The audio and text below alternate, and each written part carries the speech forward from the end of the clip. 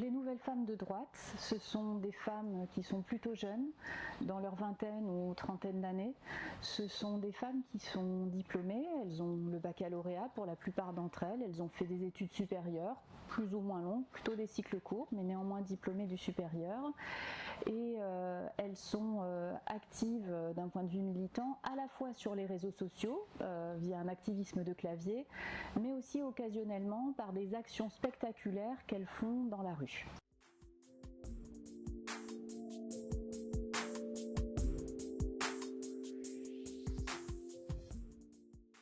Ce qui va changer, c'est ce qui se passe dans les années 2010, plutôt 2012-2013. Les manifestations sont spectaculaires, elles sont organisées par des professionnels de la communication, elles sont financées aussi par de très généreux donateurs, et à la tête de cette manif pour tous, il y a des femmes.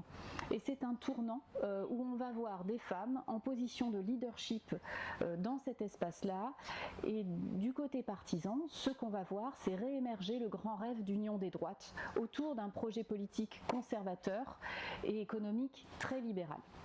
C'est ainsi que vont naître des collectifs non mixtes de femmes pour mieux contester les politiques d'égalité de genre, ce qui est appelé le néo-féminisme et l'ambition égalitaire de manière générale. Elles vont essayer de mettre à l'ordre du jour politique la question des violences faites aux femmes, mais uniquement sous l'angle des violences commises dans l'espace public et par des auteurs d'origine non occidentale et ou musulmans.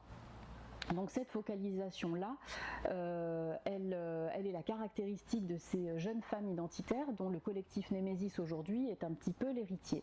Et parmi les actrices qui ont permis de faire monter cette cause dans l'espace public, il y a ces influenceuses, ces nouvelles femmes de droite qui ont saturé l'espace médiatique après l'avoir conquis et qui ont mis au profit à la fois de la campagne du Rassemblement national mais aussi de celle d'Éric Zemmour leur professionnalisme d'activiste de clavier.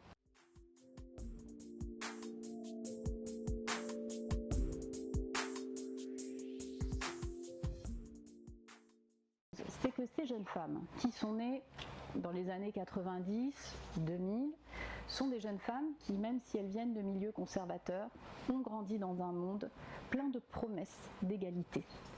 Elles ont grandi dans un monde où on ne pouvait plus leur dire « parce que vous êtes femme, vous ne ferez pas d'études, vous ne ferez pas de carrière professionnelle, vous serez dépendante financièrement et économiquement d'un mari, d'un père, d'un frère ». En quelque sorte, elles ont patrimonialisé un certain nombre d'acquis du féminisme.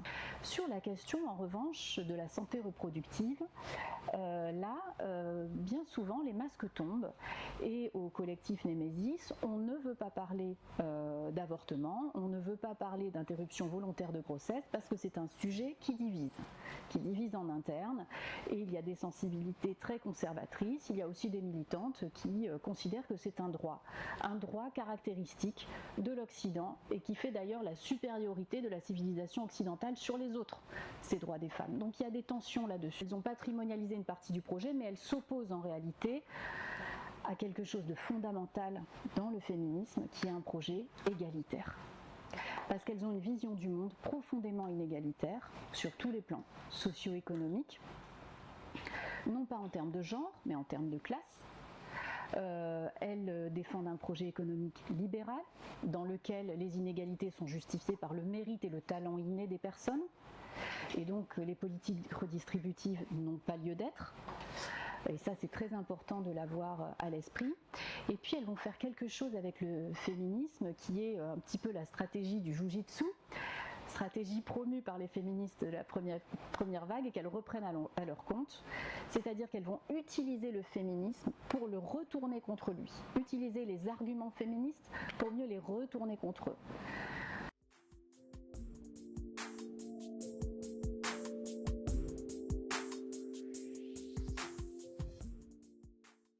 Le soubassement du projet politique, c'est un projet néolibéral.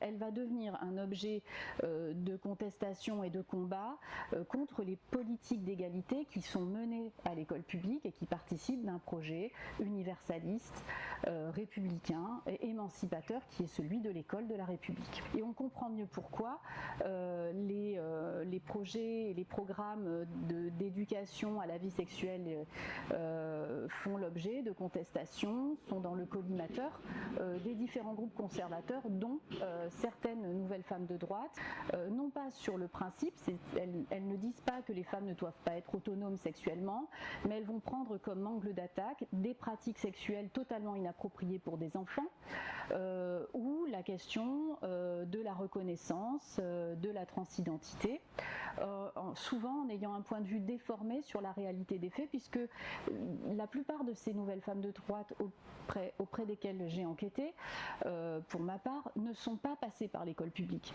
Elles connaissent très peu l'école publique. De la même manière, les responsables politiques des grands partis conservateurs ne fréquentent pas, ne connaissent pas l'école publique. Et donc elle peut d'autant mieux être la cible de leurs attaques.